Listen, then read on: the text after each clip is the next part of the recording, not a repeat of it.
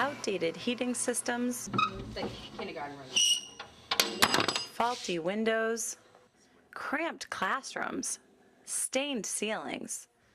These are just some of the problems plaguing the town's Glover School, a building that was built in 1916.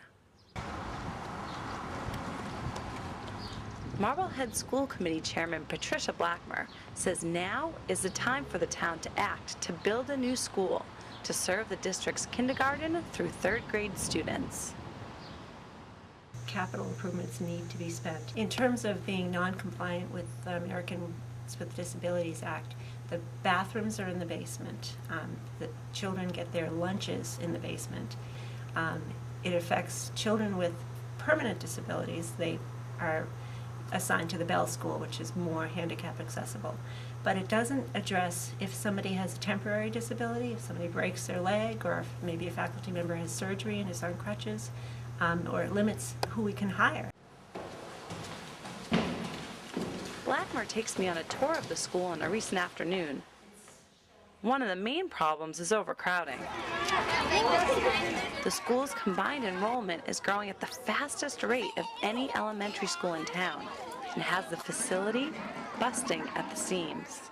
Right now, we don't have a separate room for the OT and PT, occupational therapy and physical therapy, that's provided to students who need those services, so that's conducted in the corridor.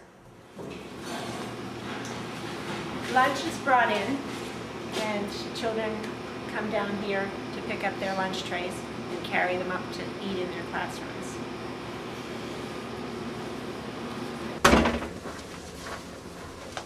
Basement classrooms like this are much smaller than state standards.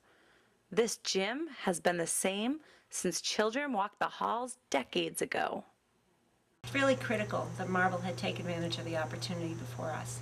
If we don't act now and vote to fund this project and get it going, we may lose out on that 40% reimbursement. Parents I talked to are in support of the project. I just think it's more than time. The school's over 100 years old, and they need to have a decent school.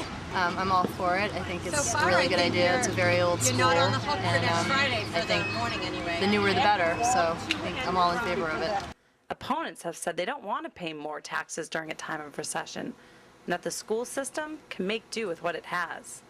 With 9 other questions on this year's ballot, in the end it will all come down to what voters feel they can spend their money on this year. For the Marblehead Reporter, I'm Nikki Gamer.